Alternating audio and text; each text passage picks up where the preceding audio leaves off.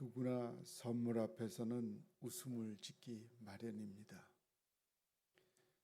그 선물의 크기나 가격에는 상관없이 우리는 선물을 주는 상대방으로부터 배려를 받았다는 생각에 웃음을 짓습니다. 그리고 그 선물에는 값으로 환산할 수 없는 사랑이 담겨 있습니다. 때문에 인간이 줄 수 있는 선물 중에 가장 큰 선물, 그리고 변하지 않는 선물은 사랑이라고 합니다. 그런데 하나님께서 우리에게 선물을 주셨으니 그 값을 어찌 우리의 기준으로 측량할 수 있을까요? 사순절을 보내는 이 주간에 우리는 예수 그리스도의 고난의 십자가가 우리에게는 선물로 주어졌다는 것을 다시 한번 재확인해야 할 것입니다. 이 십자가의 구속 역사를 통해 우리에게 주어진 값진 선물의 의미를 살펴보아야 할 것입니다. 주님은 값진 선물은 동행으로부터 시작한다고 말씀합니다. 광야의 노뱀은 예수 그리스도가 십자가에서 들려질 것을 의미합니다. 그러나 이는 고난뿐 아니라 승천하실 때의 영광까지 의미합니다. 예수님께서 이러한 것을 믿는 자가 영생을 얻을 것이라고 말씀하십니다. 바로 믿는다라는 것은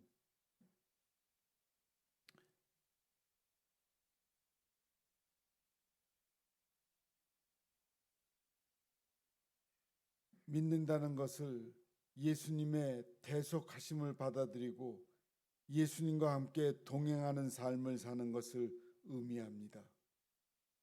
이 동행은 일회적인 행동이 아닌 계속적인 행동을 뜻합니다. 예수 그리스도의 삶 역시 처음부터 끝까지 하나님의 뜻을 순종하는 생애였습니다.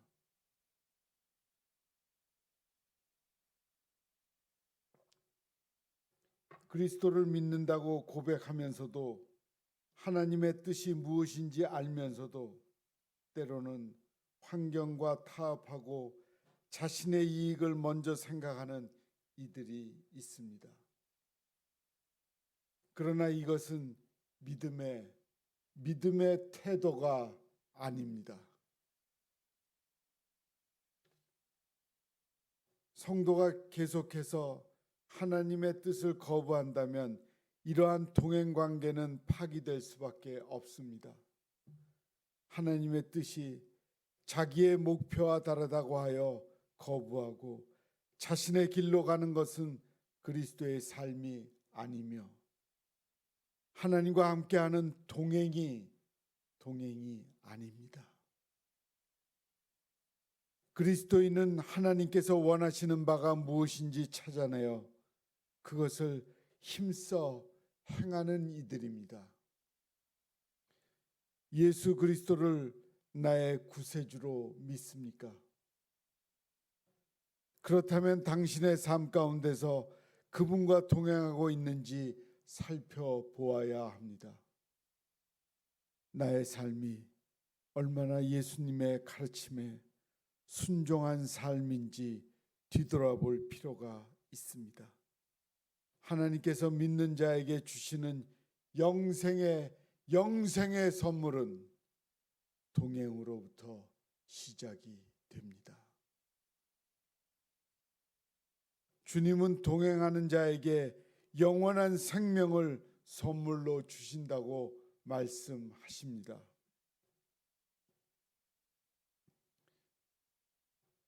예수님은 순종을 통해 그리스도를 믿는 자들에게 영생을 주셨습니다. 영생은 현재의 생명이 죽지 않고 영원히 계속됨을 의미하는 것이 아닙니다. 그리스도를 믿는 믿음으로 하나님과 새로운 관계에 들어가는 것을 의미합니다. 그것은 하나님과 교제함으로 주어지는 새 생명이며 마지막 날에 이루어져 영원한 하나님의 친교에 들어가는 것을 뜻합니다. 그렇기 때문에 영생은 하나님과의 교제의 단절을 의미하는 죽음과의 반대 일입니다.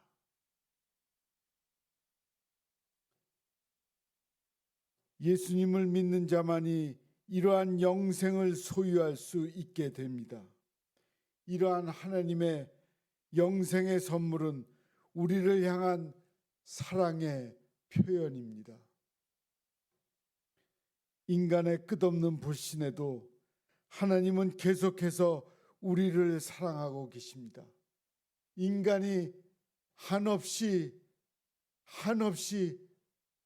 진실을 거부해도 하나님은 인간을 사랑하고 끝까지 사랑하십니다.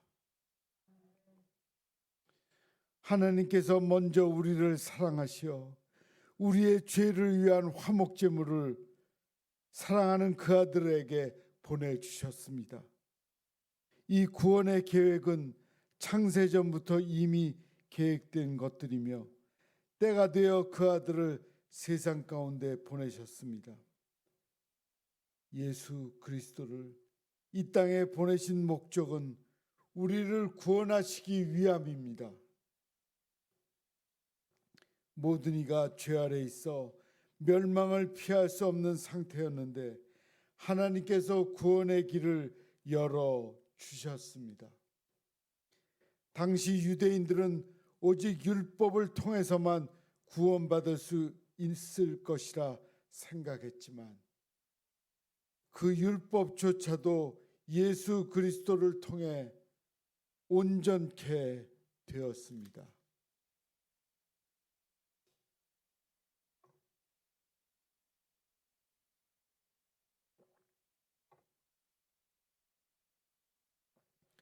하나님께서 우리를 사랑하셔서 죄악 속에 있는 우리에게 그리스도를 통해 영생을 허락하셨습니다.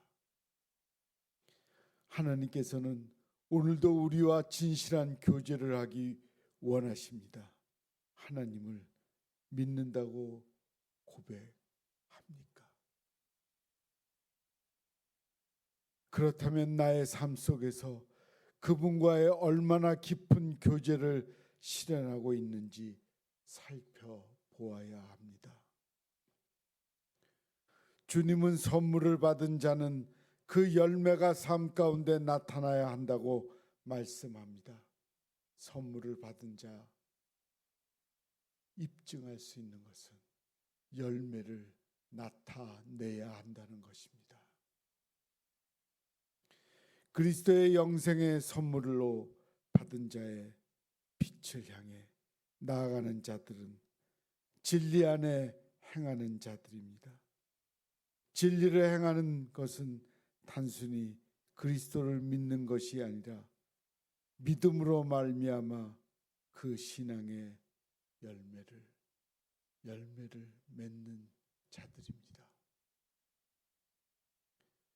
다시 말해 참된 그리스도인의 신앙의 삶을 실천하는 사람을 말합니다. 영원전부터 계획하신 그리스도를 통한 구원의 진리의 빛이 죄악으로 인해 어두워진 인간의 심령을 뚫고 들어올 때 회개와 함께 전인적인 삶이 변화가 됩니다. 이 진리를 신실함으로 의미해야 합니다. 그리스도를 통한 삶의 변화를 통해 예수님을 믿는 믿음과 주님의 말씀대로 사는 것을 뜻합니다. 하나님과의 교제를 한다고 하지만 빛이 아닌 어둠 가운데 행하고 있다면 그는 거짓말하는 자요 진리를 행하는 자가 아닙니다. 이 요한은 말로만 사랑하는 것이 아니라 행함과 진실함으로 사랑해야 우리가 진리 가운데 속하게 될 것이라고 말하고 있습니다. 즉 믿는다는 것, 그리스도와 동행한다는 것, 그에 따른 삶도 수반됩니다. 이러한 자는 그리스도를 통해 하나님의 빛 가운데 거하며 모든 두려움과 어두움을 이 땅에서 몰아낼 것입니다. 그것이 믿는 자의 열매를 말하고 있습니다. 오늘날 그리스도인들이 세상 가운데 비난받는 것이 무엇입니까? 자신의 믿음은 이야기하지만 그에 따른 열매가 그들의 삶 가운데 나타나지 않기 때문입니다. 말로는 움직이는 것 같지만 실제 실천을 안 하는 겁니다. 행함이 없는 것은 잘못된 신앙입니다. 사순절 네 번째 주, 우리는 그리스도를 믿는 자가 받게 될 값진 선물의 영상에 대해 묵상하였습니다. 이 선물은 누구에게나 주어질 수 있는 것이지만 그와 동행이 영원한 동행하는 자에게 이루어지는 겁니다.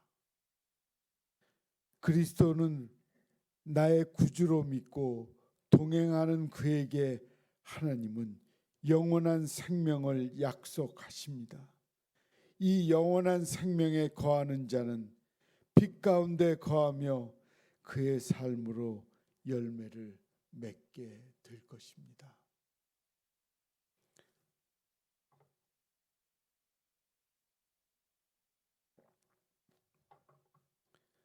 사순절 네 번째 주는 우리 삶의 전환이 일어나는 주간입니다. 십자가 앞에서 우리의 회개가 일어나고 이를 통해 우리의 신앙이 전환을 맞게 되는 주간입니다. 신앙의 전환을 통해 하나님의 치유에 경험하고 하나님의 품으로 돌아오게 되는 주간입니다. 한 주간의 삶 가운데서 값진 선물을 기억하며 나는 지금 어느 곳에 거하고 있는지, 그리고 그 영생의 선물은 어떻게 삶 가운데 열매를 맺고 있는지 돌아보아야 합니다.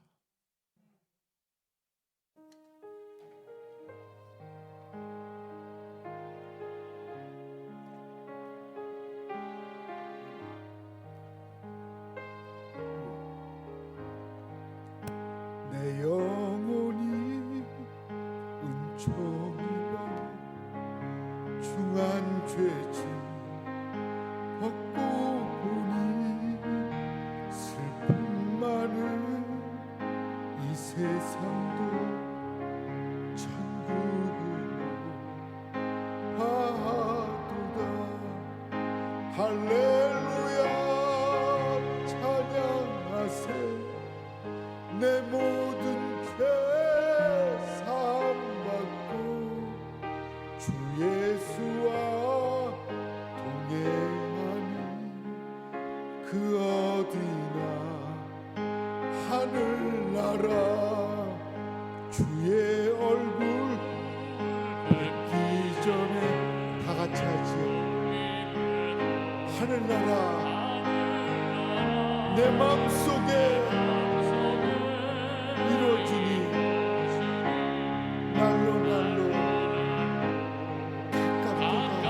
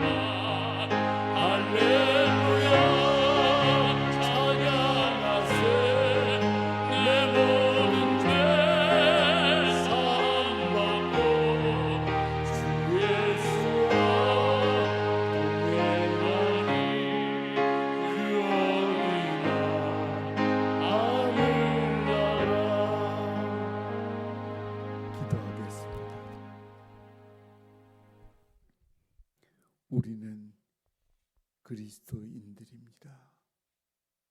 주님을 믿기 때문에 하나님의 자녀가 되었습니다. 그 값진 선물을 우리는 받은 것입니다. 하나님의 아들, 딸이 된 우리들이 하나님이 진리의 말씀을 전하는 것을 말로만 실천하는 것이 아니라 행함이 있는 믿음을 보여주며 살게 하옵소서. 예수님의 이름으로 기도합니다. 아멘.